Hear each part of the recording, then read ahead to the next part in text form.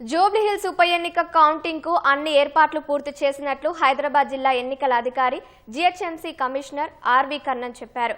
మొదట postal ballots లెక్కిస్తామని ఆ తర్వాతే మిగతా ప్రక్రియ ప్రారంభమవుతుందన్నారు. 10 రౌండ్లలో కౌంటింగ్ నిర్వహిస్తామన్నారు. జూబ్లీహిల్స్ ఉప ఎన్నిక సంబంధంగా మన కౌంటింగ్ రేపు మార్నింగ్ 8 o'clock స్టార్ట్ అవుతుంది. టోటల్ పోల్డ్ ఓట్స్ 1,94,631 48.49% ఓటింగ్ చేయడం జరిగింది. కౌంటింగ్ రేపు మార్నింగ్ 8 o'clock ఫస్ట్ పోస్టల్ బ్యాలెట్లో స్టార్ట్ చేస్తాం. దాని దాదాపుగా 407 పోలింగ్ స్టేషన్ ఉన్నాయి. 10 రౌండ్స్ చేస్తున్నాం. 42 టేబుల్స్ ఉన్నాయి. జనరల్గా 14 టేబుల్స్ పెడతాము. స్పెషల్ పర్మిషన్ తీసుకొని 42 టేబుల్స్ పెట్టడం జరిగింది. బికాస్ 59 క్యాండిడేట్స్ ఉన్నారు. సో టైం పడుతుందని చెప్పి 42 టేబుల్స్ ఇవ్వడం జరిగింది. 10 రౌండ్స్ మ్యాక్సిమం చేయడం జరుగుతుంది.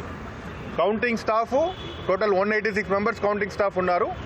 దానిలో కౌంటింగ్ సూపర్వైజర్, కౌంటింగ్ అసిస్టెంట్, ప్రతి టేబుల్లో ఒక కౌంటింగ్ కోసం మైక్రో అబ్జర్వర్ కూడా ఉంటారు.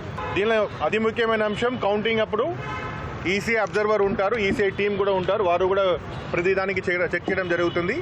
ఆర్ఓనే ప్రధానంగా కౌంటింగ్ అని వారు ఆధ్వర్యంలో కౌంటింగ్ ప్రక్రియ చేయడం జరుగుతుంది. ఈసీఐ పోర్టల్లో results.eci.government.in కంటిన్యూస్గా అప్డేట్ చేస్తూనే ఉంటాము రిజల్ట్.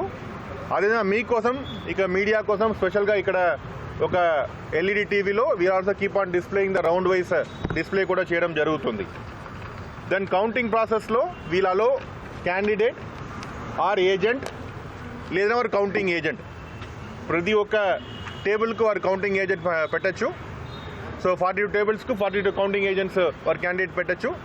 దాంతోపాటు కౌంటింగ్ కోసం వారు క్యాండిడేట్ రావచ్చు లేదా వారు ఎలక్షన్ ఏజెంట్ రావచ్చు. అదర్ పర్సన్స్ ఎవరు అలౌ చేయడానికి వీలు లేదు.